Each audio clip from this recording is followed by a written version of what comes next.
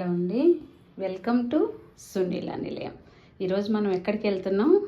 కుంభకోణం, తమిళనాడులో ఉంది కదా, అక్కడికి వెళ్తున్నాం అన్నమాట. మనకు మధ్యాహ్నం 1 గంటకు ఫ్లైటు శంషాబాద్ నుంచి. ప్రొద్దుటే స్నానం చేశాక ఎప్పుడు తీర్థయాత్రలకు వెళ్ళినా కూడా నేను మీకు చెప్తాను కదా, నేనేం చేస్తాను అంటే ఇది ఇలాగా వినాయకుడికి చూసారా 21 రూపాయల దక్షిణ, బియ్యం 2.5 కప్పు బియ్యం, 2 ఖర్జూరాలు, 2 వక్కలు, కొంచెం బెల్లం ముక్క పెట్టేసి వినాయక స్వామికి చెప్తానమాట. స్వామి, తీర్థయాత్రలన్నీ లక్షణంగా చేయించు నాయన, ఏ ఇబ్బంది లేకుండా నేను ఇంటికి వచ్చాక ఉండ్రాళ్ళు చేసి పెడతాను అని చెప్పి అట్లా బియ్యం వేస్తాను.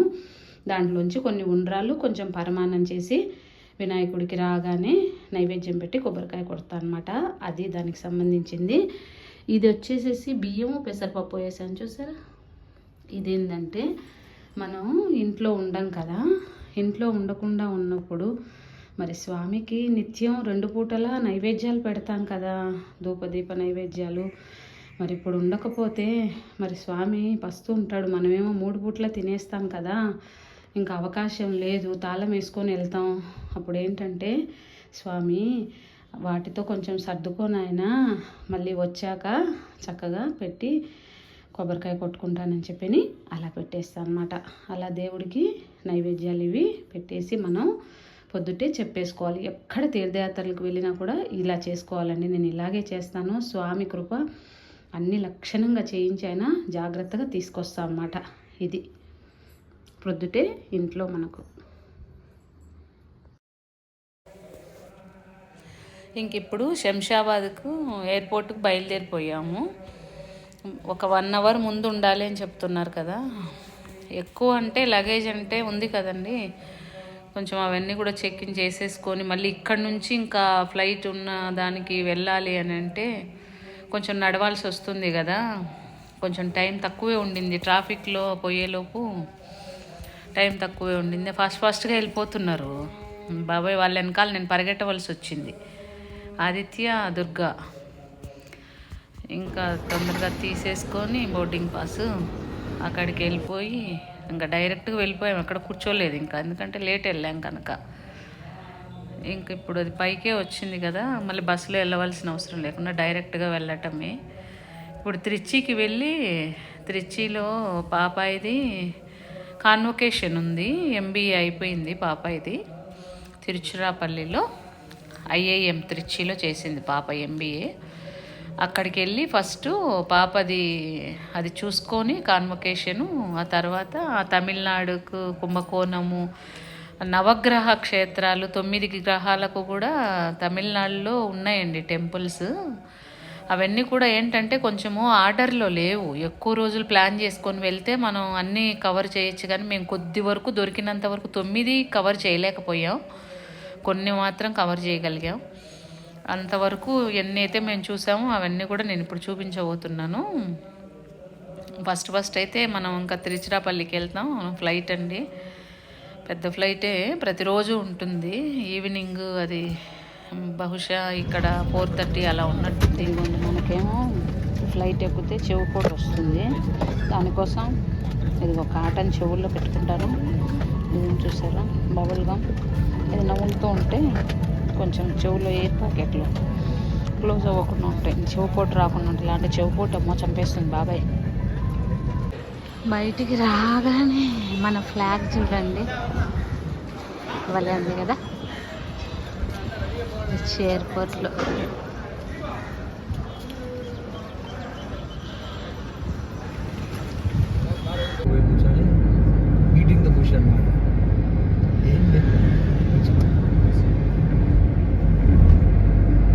లాస్ట్ టైం మారియమ్మన్ బయట నుంచి వచ్చాం. ఆ 3 కాక ఇంకేమున్నాయి పాపా? మాట్లాడుతూ హోటల్కు బయలుదేరాం.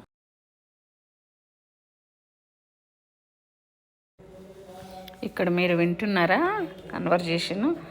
పాప ఇంకా ఏమున్నాయి చూడటానికి అని చెప్పేసి అడుగుతున్నాం. మేము లాస్ట్ టైం వెళ్ళినప్పుడు శ్రీరంగము, జలలింగం ఉంది కదా, జంబుకేశ్వరం అవన్నీ చూసాము. అంటే మారియమ్మన్ టెంపుల్ బాగా ఫేమస్ డాడీ అని చెప్తుంది పాపాయ్. ఇక్కడ హోటల్ అన్నమాట ఇది. హోటల్ దీపక్ అని ఇలాగా బెడ్స్ ఇండివిజువల్ బెడ్స్ ఇచ్చాడు. 3 బెడ్స్ ఇచ్చాడు.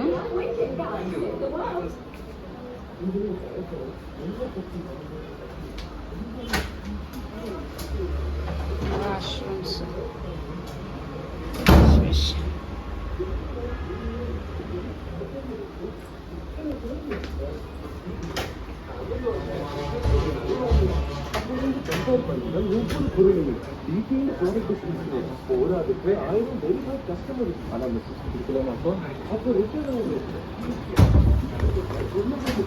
ఇది వ్యూ అన్నమాట బయటికి.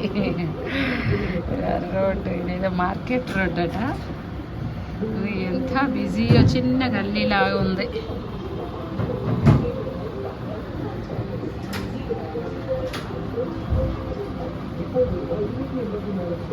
ఒక్క రోజుకు 3600 అంటే కొంచెం ఎక్కువే అనిపించింది నాకు.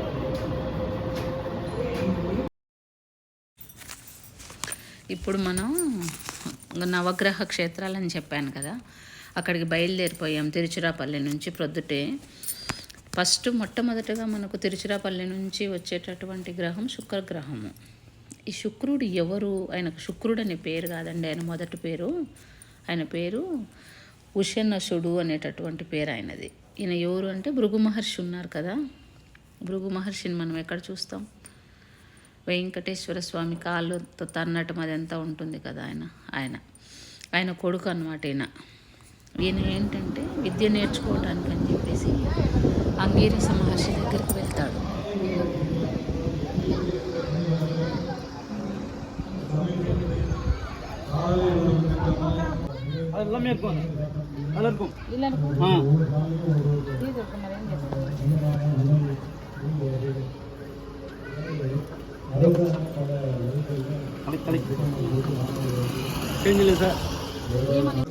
ఇదిగో మనం శుక్రగ్రహం ఉంటుంది కదా, శుక్రగ్రహం శ్రీ అగ్నేశ్వర టెంపుల్, శుక్ర స్థలం, కంజనూరు ఆయన దగ్గరకు వచ్చాము. అయితే మనం ఇదిగో ఇవి పూజా సామాగ్రి అంతా కూడా మనకి ఇట్లా బయట షాపులు ఉంటాయి, అన్నీ టెంపుల్ బయటే, అక్కడ తీసుకోవాలి. ఇదిగో స్వామి అమ్మవారు ఇద్దరు ఉంటారట, వాళ్ళ కోసం 2 కొబ్బరికాయలు, పూలు, వస్త్రము, అట్టిపళ్ళు, ఆకు ఒక్క, కొన్ని ధాన్యం అంటే తెల్లవి, అవి అనుములో ఏదో అంటారు కదా అవి. ఇదిగో ఇవి కొన్ని నిమిషం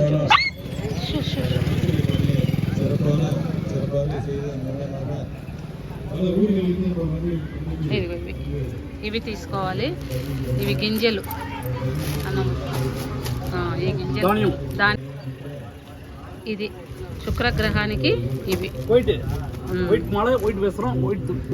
వైట్ అంట శుక్రగ్రహానికి ఇది, అందుకోసం మాల. ఓకే. ఈయన ఇక్కడ భార్యా సమేతంగా ఉంటాడు. ఆ తల్లి పేరు వచ్చేసి సుకీర్తి దేవి ఆ తల్లి పేరు. అయితే ఆంగీరస మహర్షి ఉన్నారు కదా, ఆయన కొడుకు బృహస్పతి కదా, ఆ ఆంగీరస మహర్షి దగ్గరికి విద్యలన్నీ అభ్యసించడం కోసం అని చెప్పేసి ఆయన వెళ్తాడనమాట. వెళ్తే ఆంగీరస మహర్షికి ఏమిటంటే తన కొడుక్కే ఎక్కువ నేర్పించుకోవాలి అన్నటువంటి ఒక కోరిక.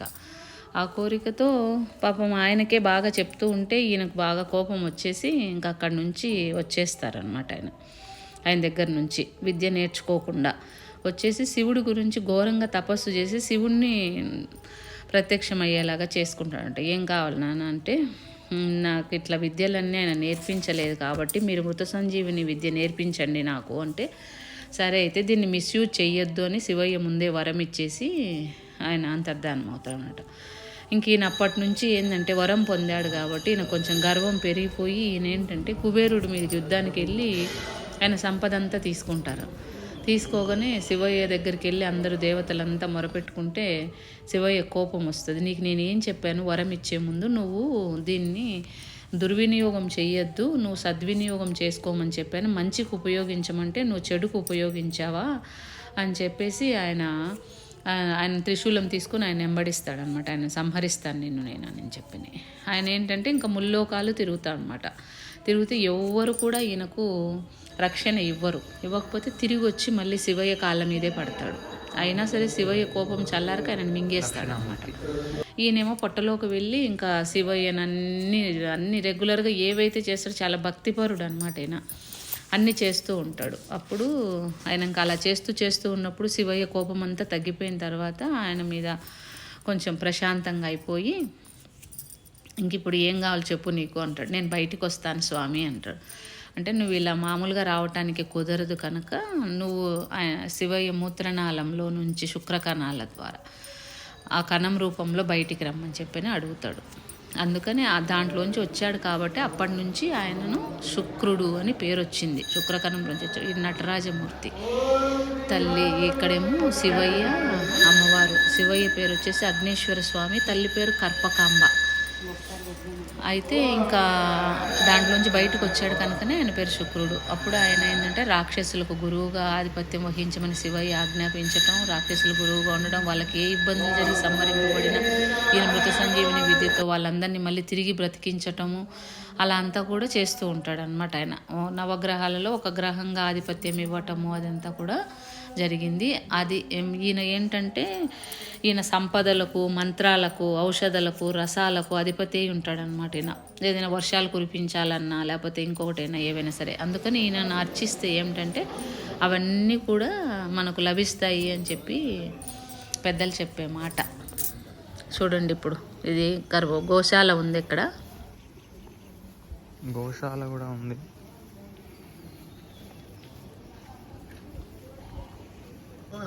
ఏముంటుంది చెప్పు.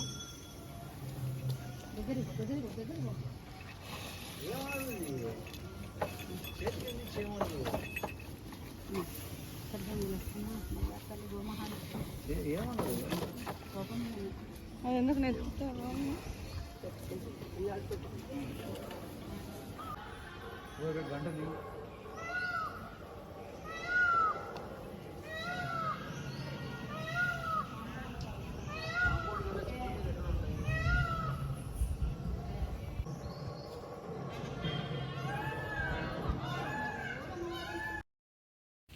ఇదిగోండి, ఇక్కడ ఉన్న అమ్మవారి పేరు కర్పకాంబ, శివయ్య పేరు అగ్నేశ్వర స్వామి అనుకున్నాం కదా. ఈ తల్లి ఈ తల్లికి గాజులు అవి సమర్పిస్తే చాలా మంచిదండి.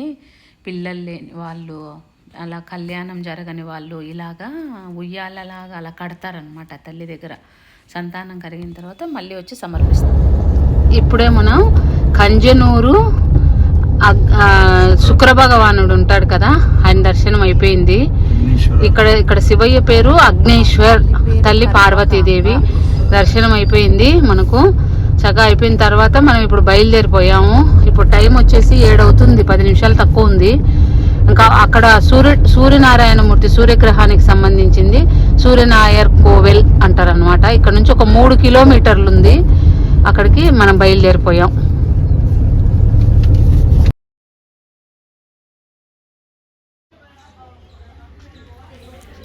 నెక్స్ట్ అన్ని గ్రహాలు వస్తాయి చూడండి వరుసగా. Thank you for watching. ఇక్కడ అసలు దర్శించుకోవాల్సినవి ఏవేని ఇక్కడ మ్యాప్లు పెట్టాను చూడండి ఒకసారి, అలా ఆర్డర్లో దర్శించుకోండి.